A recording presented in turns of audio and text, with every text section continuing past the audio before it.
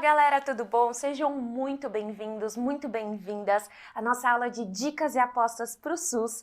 Se você ainda não me conhece, meu nome é Adriana, eu sou professora de pediatria aqui na Média e estou muito feliz de estar com você nessa sua fase aqui da jornada. Então, antes da gente começar, eu queria te contar que a gente já teve mais de 1.150 aprovações no SUS, sendo 33% dos aprovados em 2024 alunos da Média. E eu tenho certeza que em 2025 você vai fazer parte dessa porcentagem aqui. Combinado? Então, bora conversar um pouquinho de dicas e apostas para o SUS na pediatria em 2025. Tá bom? Antes eu queria só retomar com vocês um pouquinho como é que é a prova de pediatria no SUS, tá? Então, ela é uma prova composta aí de 100 questões, sendo 20 por cada grande área, tá? De itens de A a E. Enunciados são aí bem diretos, eles não costumam ser aquelas provas imensas, tá bom? Mas tem muito assim, assinale a alternativa correta a respeito de alguma coisa, é bem direto mesmo. Isso é bom, porque a gente fica menos cansado durante a prova, mas tem o lado ruim que é grande parte da prova é memorização, tá? A gente precisa lembrar que é um padrão híbrido, mas o que mais predomina de fato é memorização. Mas tem um pouquinho de raciocínio clínico aí entremeado a essa memorização, tá bom? Geralmente as questões são justas, com assuntos justos. Então eles tentam não florear muito, tá bom? Não tem muito rodapé de livro aqui, tá? Algumas dicas aqui para vocês. Geralmente é uma prova que não tem pegadinha muito decoreba, tá? É uma temática mais enviesada para temas importantes na saúde pública. Mas cuidado, pessoal, porque eles falam muito a sinalha incorreta. Então, a dica de ouro aqui é a seguinte: viu que ele vai perguntar para você a incorreta? Circula, faz uma estrela, qualquer coisa que chame a sua atenção. Fechou? Lembrando que o SUS São Paulo ainda mantém um nível um pouco mais tranquilo na pediatria do que as outras grandes áreas. Então, é muito importante que você mande bem na sua PED do SUS. Fechou? Eles gostam muito do clássico, eles não vão muito para a picuinha da PED, tá? E, de novo, é uma prova direta ao ponto, sem muito rodapé de livro, tá bom? Então, é um nível aí fácil a moderado. Os temas que são cobrados são geralmente perguntados de forma similar. Tem pouca quantidade de imagens na prova. Combinado? Então hoje a gente vai conversar sobre 3 temas aqui e o primeiro que a gente vai falar são infecções no sistema nervoso central, tá bom? Que é um tema que eles gostam de cobrar e eu tô apostando que esse ano vai ter, fechou? Vamos falar primeiro então sobre a meningite. A meningite é aquela tríade clássica, né, de sintomas. Tem uma rigidez de nuca, febre, com vômitos ou cefaleia, ou os dois em conjuntos. Combinado? E aí, para eu te lembrar um pouquinho mais e a gente aprofundar um pouquinho mais nisso, eu preciso que você relembre quais são os valores normais do líquor dentro da pediatria, tá bom? Então, em relação à proteinorraquia, isso varia um pouquinho. Se a criança nasceu prematura, se é um recém-nascido pré-termo ou se é um paciente acima de 28 dias de vida, tá bom? Então, nos prematuros, a proteinorraquia ela tem que ser abaixo de 150. No pré-termo, no recém-nascido termo, tem que ser abaixo de 100. E na criança maior do que 28 dias, tem que ser menor ou igual a 40, tá bom? Em relação à glicorraquia, no pré-termo tem que ser acima de 20, no termo acima de 30 e no acima de 28 dias, mais ou menos 60% da glicemia capilar. Portanto, sempre que eu tiver uma coleta de líquor, eu tenho que ter uma glicemia capilar em conjunto, combinado? Em relação à celularidade, aqui no recém-nascido, tem que ficar aí entre 20 e 30 leucócitos. Em pacientes acima de 28 dias até 3 meses, eu tenho que ter menor ou igual a 9 leucócitos e acima de 3 meses, menor ou igual a 5 leucócitos. Combinado? E vamos entender um pouquinho essa interpretação. porque o que eles gostam é essa interpretação do líquor nas meningites, tá bom? Então vamos lá. Numa meningite viral, eu tenho poucos leucócitos e o predomínio é de linfócitos, tá bom? Uma proteinorraquia de normal a aumentada com uma glicorraquia normal. Na bacteriana, eu tenho uma quantidade maior de leucócitos, então passa de 1000, com predomínio de neutrófilos, com uma proteína aumentada e uma glicorraquia baixa, porque a bactéria consome glicose e aí ela vai ficar baixa, tá bom? Na tuberculose, no líquor em vigência de uma meningite por TB, eu vou ter um leucócito menor do que 1000, predomínio também de linfócito, com uma proteína aumentada. Veja como é diferente da meningite viral. Aqui eu tenho uma proteína aumentada, mas eu tenho um leucócito um pouquinho mais alto do que uma meningite viral, tá bom? E a glicorraquia é muito baixa, tá? Na meningite por fungo, eu vou ter um leucócito menor do que 100, tá bom? Predomínio de linfócito, uma proteinorraquia bem aumentada e uma glicorraquia de normal a baixa. Fechou? Relembrado disso, eu queria te relembrar um pouquinho quais são os possíveis achados que a gente pode ter no líquor. Então, no líquor eu posso ter um achado de diplococo gram negativo, isso me indica que eu estou diante de um meningococo, de um diplococo gram positivo, e aí eu estou diante de um pneumococo, de uma coloração por nanquim, e aí ele está querendo me indicar que eu estou diante de um criptococo, ou uma dissociação albumino-citológica, típica do Guillain-Barré, tá bom? Isso daqui é uma dica preciosa, porque são outras formas que eles podem colocar os agentes que eles querem te induzir a entender, combinado? E aí, em relação ao tratamento da meningite, galera, a gente trata com ceftriaxona, tá? Tem algumas escolas que falam que a gente tem que associar com o vanco por conta da resistência, mas para a prova do SUS, eu quero que vocês se recordem e gravem a ceftriaxona, tá bom? Só que tem um negócio interessante aí. A gente tem um negócio chamado tratamento e a gente tem um negócio chamado profilaxia. E dentro da pediatria é algo que eles gostam de te induzir, tá bom? Na profilaxia, se eu tô falando de uma meningite causada por meningococo, eu vou fazer o uso de rifampicina de 12 em 12 horas por 2 dias. Agora, se já é por RIB, aí você vai pensar na rifampicina uma vez ao dia por 4 dias. Combinado? Na meningite viral, o tratamento vai ser apenas suporte, somente, tá bom? E para quem que a gente indica a quimioprofilaxia, galera? Isso é importante você relembrar. Então, a gente indica a quimioprofilaxia para quem tem um contato próximo com aquela criança.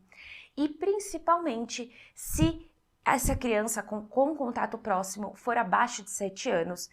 Para quem teve exposição direta com essas gotículas dessa criança, gestante e profissionais da saúde. Aqui não tem jeito, galera. A gente sempre tá nesse fubá, tá bom? Então, galera, vamos aprofundar um pouquinho mais em relação às drogas que a gente pode usar para cada tratamento, tá bom? E suas dosagens. Então, rifampicina é uma droga que a gente usa para crianças abaixo de 1 mês e crianças aí acima de 1 mês e adultos, tá? Aí a gente vai fazer no intervalo de 12 em 12 horas por 2 dias.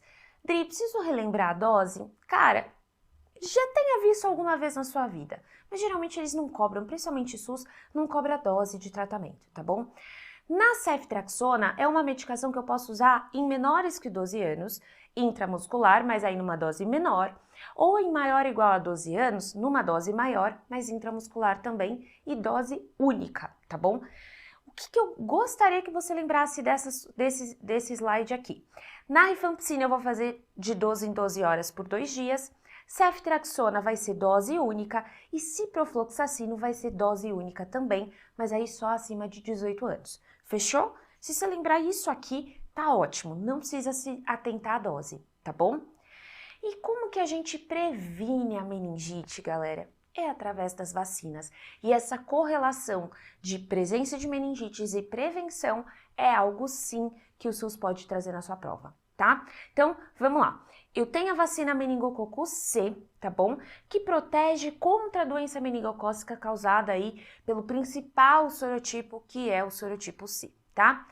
Eu tenho a vacina pneumo 10 valente, que vai dar uma proteção aqui de 70% contra o pneumococo para essa criança. Eu tenho a vacina pentavalente, que vai proteger principalmente contra hemófilos influenza B, tá bom? E eu ainda tenho a vacina meningo ACWY, mas aí só para crianças acima de 11 anos ou para crianças que vão se vacinar no particular, tá bom?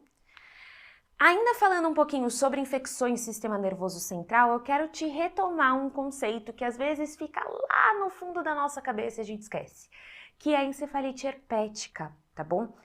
Para que a gente diagnostique uma encefalite herpética, a gente tem um critério obrigatório, que é a criança tendo alteração do nível de consciência, com uma duração aí maior ou igual a 24 horas, sem outras causas associadas, tá bom? Esse é o meu critério obrigatório, mas além disso eu tenho que ter alguns critérios menores, e eu preciso ter 2 para ser uma possível encefalite e 3 para ser uma encefalite provável ou confirmada, tá bom? Quais são eles então? Uma febre documentada, então, além dessa alteração de nível de consciência, posso ter uma febre maior ou igual a 38 graus nas 72 horas antes ou após a apresentação, convulsões generalizadas ou parciais e um novo início de achados neurológicos focais, uma contagem de leucócitos maior ou igual a 5, ou ainda eu visualizar uma normalidade no parênquima cerebral na neuroimagem, tá bom? E mais uma coisa que eu posso encontrar é uma alteração de eletroencefalograma, tá bom? Bom, qual que é o quadro clínico da encefalite herpética? É bastante clássico, tá bom? Tem uma criança com febre, cefaleia, mas aqui começa a ser diferente. Geralmente uma criança um pouquinho maior, agitada, irritada, com perda de memória. Perda de memória clássico da encefalite herpética, tá bom? Com convulsões, alucinações. Perda de memória e alucinação, esse duo aqui é muito característico de encefalite herpética, tá bom? Além disso, essa criança ainda pode ter um quadro de paralisia. Fechou? Vamos ver uma questãozinha do SUS de 2024 para você entender como que eles gostam de cobrar esse tema, tá bom? Então aqui eu tenho um paciente de 12 anos que apresentou há 48 horas um quadro de febre, cefaleia, vômitos e fadiga. O seu exame clínico apontou que ele se encontrava aí febril, sonolento, consciente, com uma temperatura de 39 graus, ausculta cardíaca e respiratória normal, abdômen normal, sinais de Kernig e Brudzinski positivos. Aqui, ó, isso daqui é um indicativo de que eu tenho alguma alteração de, provavelmente uma meningite, tá bom? Alguma alteração licórica aí.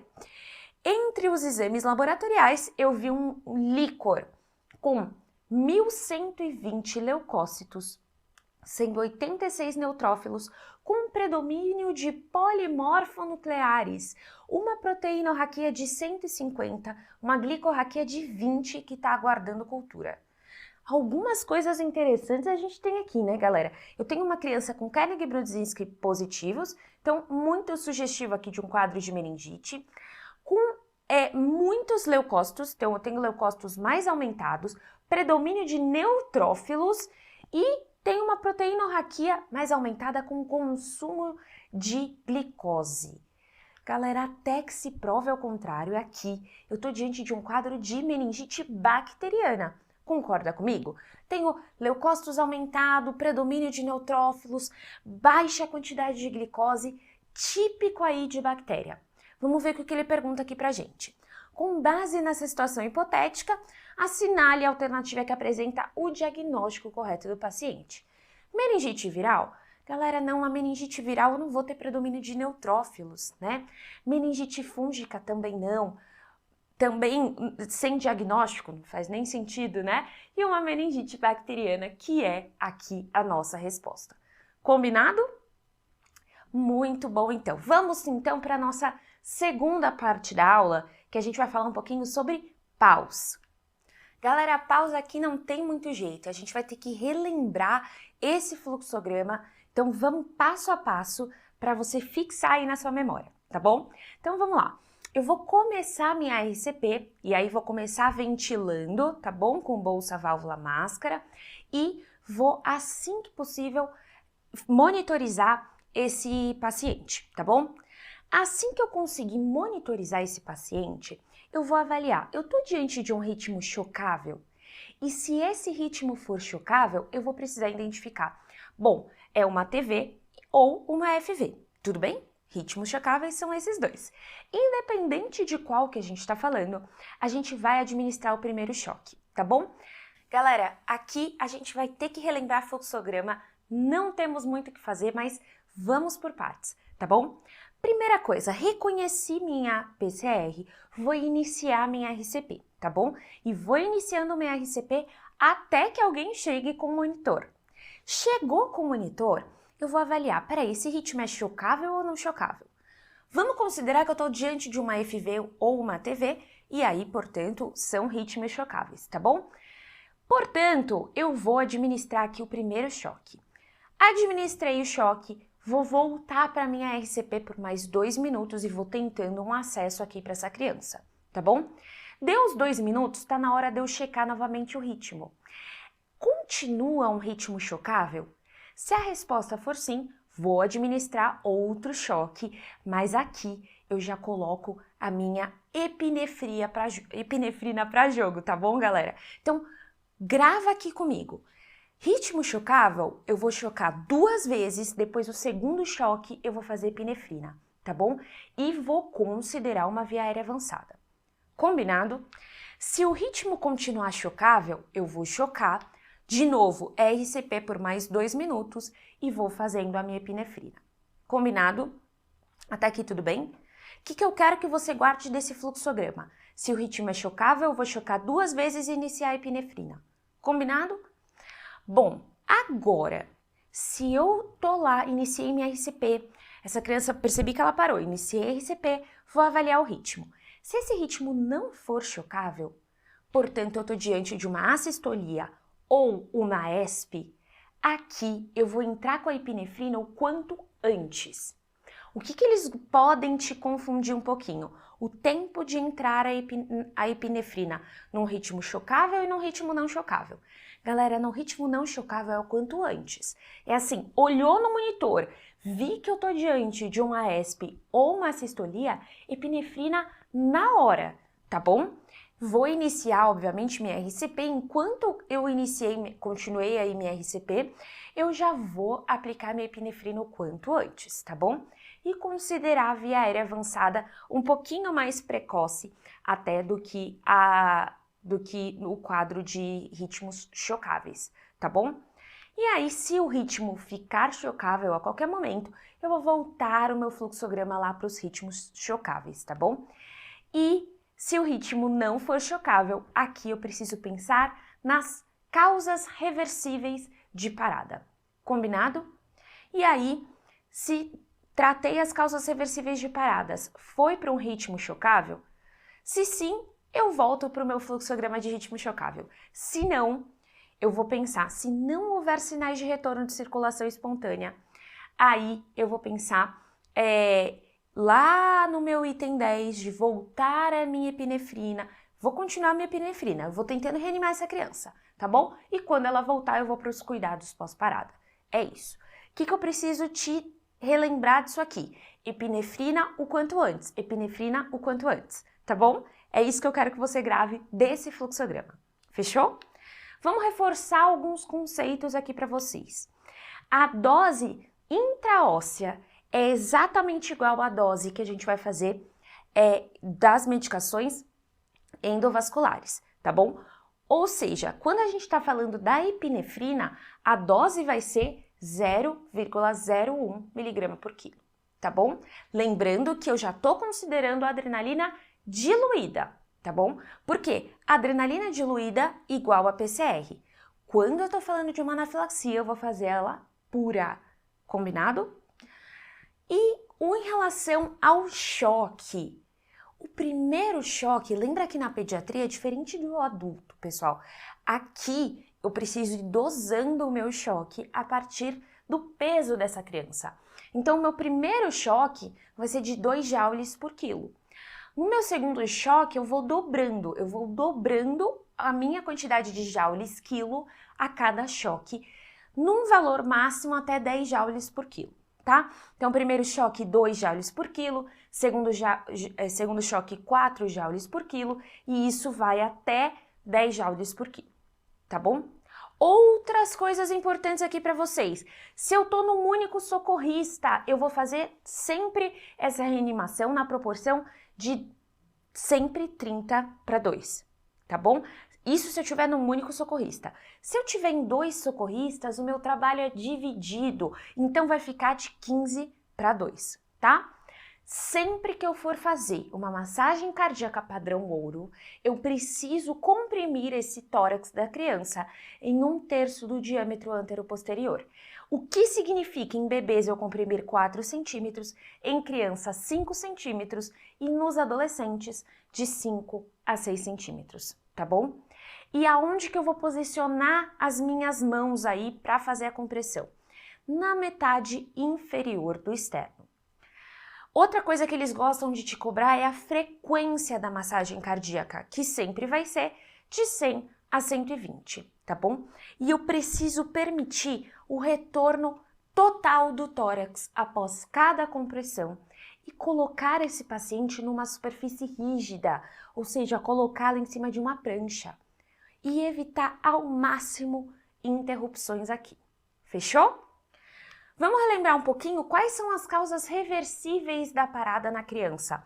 Então, os Hs eu tenho hipovolemia, hipóxia, hidrogênio, que é a nossa acidose, combinado? Hipoglicemia, hipo ou hipercalemia e a hipotermia. Aqui nos T's a gente vai ter tensão no tórax, que é o pneumotórax, tamponamento cardíaco, toxinas, que são as intoxicações, TEP e trombose coronariana, que é o IAM. Na criança, menos frequente, mas na pediatria e na medicina como um todo, nem sempre nem nunca, tá bom? Mas difícil o SUS de cobrar isso. Fechou? Vamos então ver uma questãozinha do SUS para vocês verem como é que eles gostam de cobrar esse tema. Então vamos lá. Assinale a alternativa que apresenta a sequência correta de atendimento da parada cardíaca na PED, segundo as recomendações do ARRA de 2020. Vamos lá então, pessoal. Vamos alternativa por alternativa. Letra A. Ritmos não chocáveis. Assistolia e fibrilação ventricular? Não, né, galera? Assistolia e AESP. Ritmos chocáveis. Assistolia e fibrilação também não, porque aqui chocáveis, fibrilação e taque ventricular, então incorreta. Letra C, ritmos chocáveis, fibrilação ventricular e taquicardia sem pulso, ventricular sem pulso, perfeito. Essa é a nossa alternativa. Como vocês podem ver, galera, eles não cobram um negócio super avançado aqui, tá? Mas eles gostam de cobrar o fluxograma. Então, o fluxograma você tem que saber e é muito importante você saber aquelas dicas que eu dei para vocês sobre padrão ouro de uma massagem cardíaca, porque isso o SUS gosta de cobrar também. Fechou? Vamos falar então, mudando novamente um pouquinho de assunto, a gente vai para o nosso último assunto de hoje, que é imunização. Galera, o SUS gosta de uma imunização, mas ele gosta mesmo. Então vamos com calma que eu vou relembrar vocês de alguns macetes. Eu sei que você já assistiu a aula do Dan Zaidan sobre imunizações, que é sensacional. Eu vou dar um outro macetinho para vocês, tá bom? Alguns parecidos com o do Dan, alguns que eu uso no meu dia a dia e ajudam bastante. Eu espero muito que ajude vocês também, tá bom? Então, vamos lá, galera. Primeira coisa aqui importante. Quando a gente olha para esse calendário, eu sei que te dá um pouquinho de taquicardia, então vamos para os macetes de cada uma das vacinas, tá bom? Quando a gente nasce, a gente é um bebê e, portanto, a gente toma BCG e hepatite B. Aos 2 meses de vida, a gente vai tomar os 4 P's: penta, pneumo, pólio e piriri. Combinado? Pentavalente, VIP, pneumo 10 e rotavírus, tá? Lembrando que o piriri é o rotavírus. Aos 3 meses, a gente vai tomar 3 de ponta cabeça, meningo C. Aos 4 meses, a gente vai tomar as mesmas dos 2 meses, portanto, os 4 P's. Penta, pneumo, pólio e piriri. Aos 5 meses, igual aos 3 meses, 3 de ponta cabeça, é o meningo C, tá? Aos 6 meses, a gente vai tomar 6 vacinas, portanto, 5 de pentavalente, mais 1 de VIP. Mas além disso, eu preciso que você se lembre que a gente vai tomar também influenza e Covid. Lembrando que influenza na primovacinação vão ser 2 doses e o Covid também, 2 doses, combinado? Da vacina Moderna. Aos 9 meses eu vou tomar a febre amarela. Aos 12 meses, eu quero que você se lembre que a gente toma os 3 melhores presentes, tá? O que são os 3 melhores presentes? 3 de tríplice viral, melhores de meningo C, presentes de pneumo 10. Galera, vocês viram aqui que eu destaquei esses daqui? Esses daqui, principalmente as vacinas dos 12 meses e dos 15 meses, são 2 que eles gostam de cobrar. Sabe por quê? Porque eles sabem que a gente esquece. Até os 6 meses vai bem. Aí febre amarela a gente até lembra. Chegou aqui, dá uma encasquetada. E é aqui que eles gostam de cobrar. Então, vamos com calma. Com 12 meses é o primeiro aninho da criança. Então, você vai lembrar que você vai ter que dar um presente legal. Então, você vai ter que dar 3 melhores presentes, o que significa, de novo, tríplice viral, meningo C, pneumo 10, tá bom? Aos 15 meses, você vai lembrar que o 15 é um ano aí da debutante. São meses, eu sei, mas você vai lembrar que 15 meses te remete a debutante e a debutante vomita tequila. Vamos ver o que significa? A debutante, né? Então, A de hepatite A, debutante de DTP, vomita de VIP, tequila de tetraviral. Eu preciso te relembrar e junta aqui comigo. Olha sério pra mim aqui. Esquece a VOP, porque a VOP não existe mais, ok? Lembra disso com todo o seu coração aqui comigo, tá bom? Então, se eles forem te cobrar uma alternativa sobre imunização e perguntando qual que é a vacina que eu vou tomar aos 15 meses, você vai colocar que ele vai tomar a VIP, tá bom? Esquece a VOP. Aqui eu vou tomar a debutante vomita tequila, lembrando que o vomita é de VIP, ok? Aos 4 anos, você vai relembrar que vó deu febre. Ou seja, vó de varicela, deu de DTP e febre de febre amarela. Combinado? E as vacinas do adolescente aqui vão ser meningo ACW e a vacina do HPV. Lembrando que a do HPV é em dose única. Combinado? Vamos então conversar um pouquinho sobre algumas informações que são muito importantes para a sua prova, porque eles podem te complicar um pouquinho a vida. Então, respira, vamos com calma. A primeira coisa aqui, que pode vir como uma pegadinha, mas você não vai cair. Febre amarela e tríplice ou tetraviral não podem ser feitas no mesmo dia, tá bom? Sarampo, cachumba e rubéola não contraindica alergia ao ovo, porque já teve questão falando isso, tá bom? Isso não contraindica. DTP, você vai lembrar para mim que são 2 texoides e a pertussis, tá bom? Por quê? Pertussis, tem que vir na sua mente.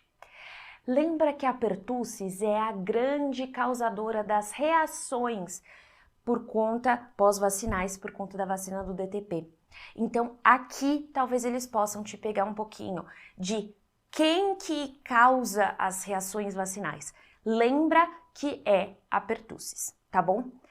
E, teoricamente, esse ano isso não vai ser mais cobrado, mas a gente nunca sabe o que esperar da banca, tá bom? Por quê? Lembra que em 2024 a vacina VOP está sendo extinguida e está sendo substituída pela VIP.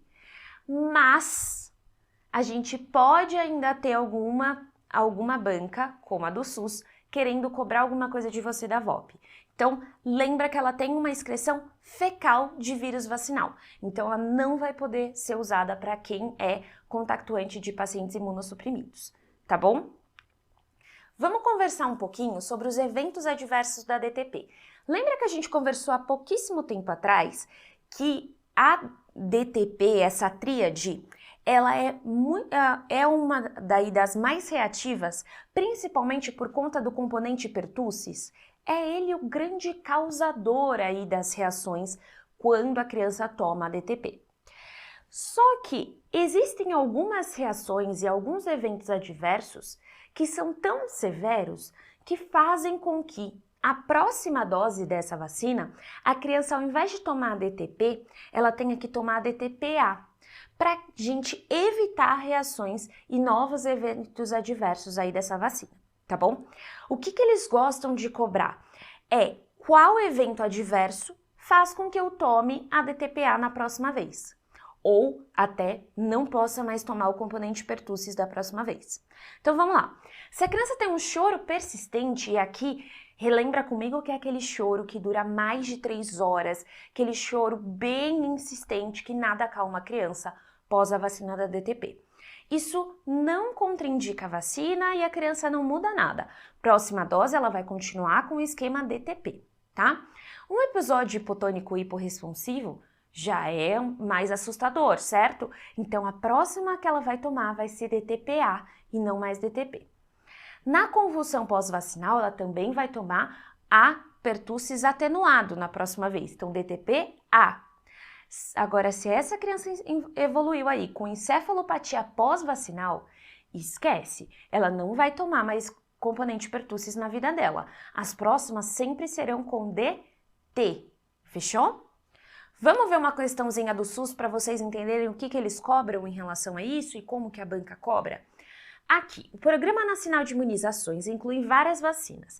Acerca desse programa, assinale a alternativa correta. Questão super ampla, então a gente vai ter que ler alternativa por alternativa até a gente ter nossa resposta.